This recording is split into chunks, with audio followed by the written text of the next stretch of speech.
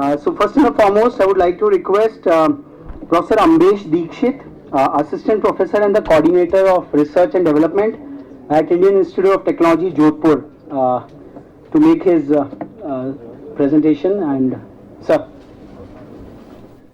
So good afternoon, and thanks to DIAS persons and the invitees who asked for such forum and to share my views, and especially my views are not there, whatever DIAS personnel has requested to be focused on the institute efforts, what institute is doing, at institute my colleagues are doing. I will try to focus on that.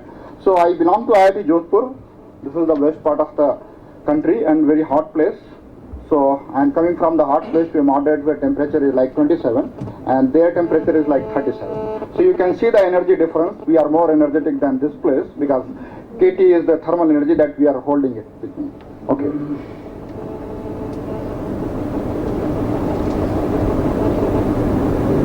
How to mix?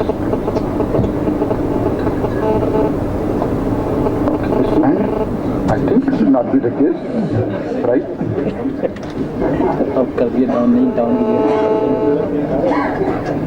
so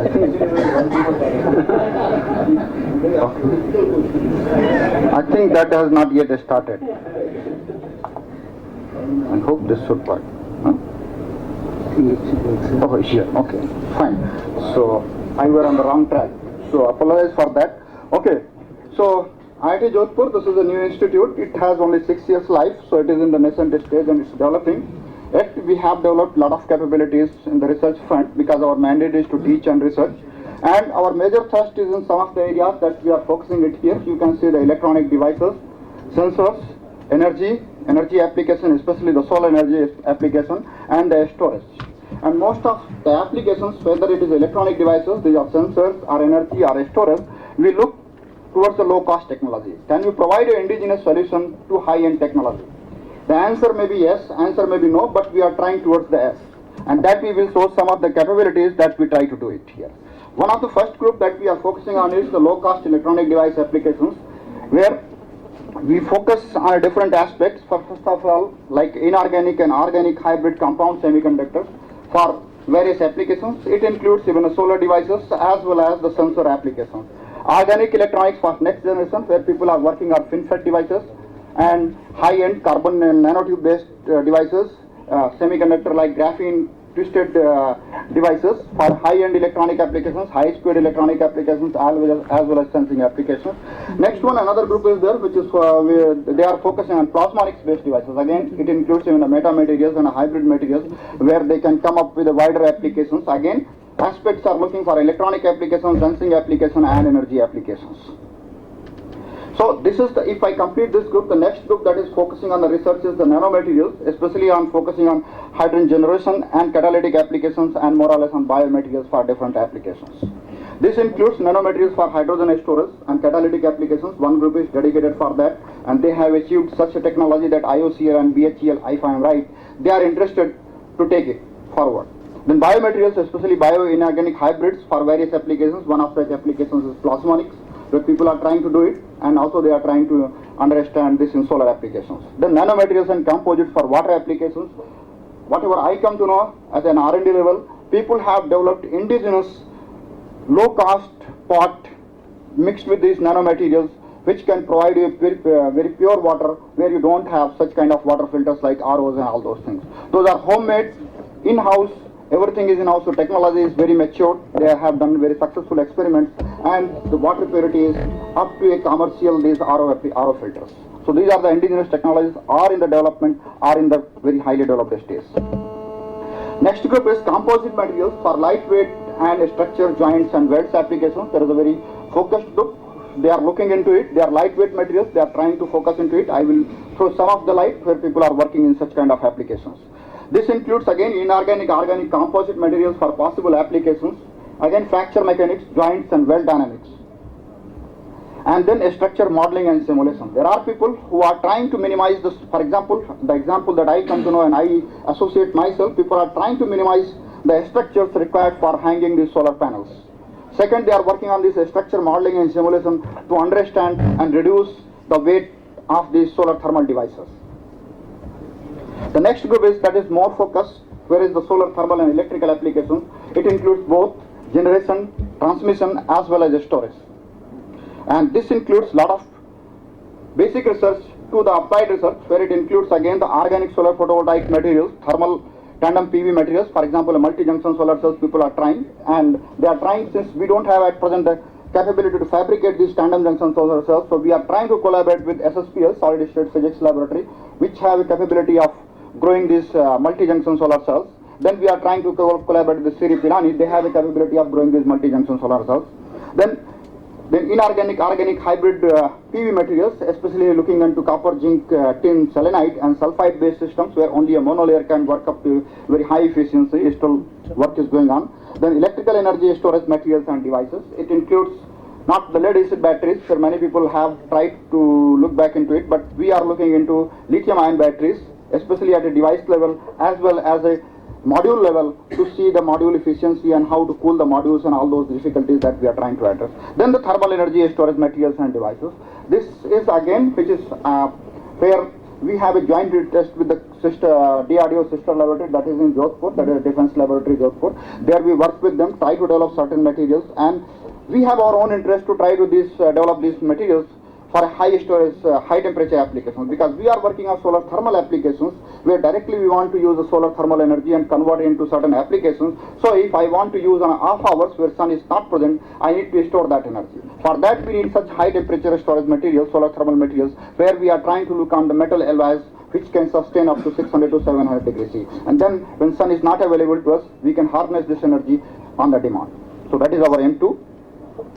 Then we are also looking on the functional materials. These are the materials which probably you may see that everyone calls nanomaterial as a functional material, but here my means of saying functional material is a material that has more than one functional properties. For example, it is a magnetic, at the same time it is ferroelectric. Such kind of materials, very rare materials are available, these kind of materials, and especially to harness their potentials at room temperature or above room temperature, we need to develop such materials which have these properties even at room temperature or above room temperature. So we are looking into it to see the high-end sensors and actuators, high-end memory storage devices. For example, till now we are using only magnetic-based devices where we can assume 2 terabytes. If these materials are successful, we can assume we can store 4 terabytes in the same space, one from magnetic response and one from ferroelectric response. Those kind of aspects we are also looking. Another aspect that we are addressing is the RAM, radar absorbing materials. We are looking again, working with the sister laboratory of DRDO, Defense Laboratory Jodhpur. We are in the process of developing, we are in the stage of very good materials where we have properties of this RAM, microwave absorbing properties, or a wide range of window that can absorb from 8 gigahertz to 18 gigahertz in one material and with a very low reflecting powers. Then biomaterials for possible applications. These are the potentials that where we use, and then with one more aspect that we call as the materials by design. What does it mean? Rather than doing real experiments, you do the theoretical experiments on this computer, we do the experiments before coming into the real scenario. We simulate, we do the experiments on materials. Okay, well, this material may not be good for you. Probably let me do the theoretical experiments on my home computer or my lab computer, and then come up with a strategy. Okay, well, no, don't try these 10 experiments, try this one experiment first, and the outcomes would be like this. So we work on this aspect as well, looking into ab initio density functional theories, molecular dynamics studies, and macroscopic simulations as well, to address more or less all the aspects of the materials where we need a material of certain desired properties. For example, if you come up with this, say, I need a material which has this electronic conductivity, but at the same time this material should be very high in reflectivity. Well, I will work with this on my computer and will come up with a solution after, not in an immediate solution, because these calculations also takes a long time, but after a sufficient short time with respect to the experiments, I can tell you, okay, well, try this, hopefully this is going to work for me. Then this is the spectrum of materials which probably is we are trying to cover. That is the defense applications, which the word I learned here, directed basic research. The one aspect, few aspects that we are directly looking into it, the RAM, radar absorbing materials, which are looking into it. We have success in that. Then we are also looking into developing this phase change materials for thermal management applications at the same time. Then we have civil applications, specific applications where focused areas. For example, where I can share it. In solar thermal applications, we are working with Aditya Birla. So there we want to harness this solar energy directly to furnace rather than converting into storing into as a thermal storage and then convert it to electricity. Rather than wasting in that process, we can directly use this energy as a process energy. So directly we are minimizing the losses in between. So this is a very focused application with the company people and other possible applications that we are looking into it. The one more aspect, this is the whole picture that is repeating again, and this is the slide that I added when I was hearing the discussion from previous colleagues and DAS people, that people have achieved also protective coatings and for different applications. One example that I came to know is the self-healing coatings. For example, where this specific application lies, these turbines are there, they are in off conditions, very erotic conditions, they are in the seashores and all those things, their corrosion happens and all those things. So these people, the colleagues, they have developed these self-healing coatings, they come up with the micro-encapsulation based systems and then they make these blades, coat with them, wherever the cracks are there, these microcapsules burst and then they start self-healing process. So you don't need to bring them back your whole system down and then you can work on it. Then multifunctional RAM materials, we are looking batteries, especially lithium-ion batteries and supercapacitors.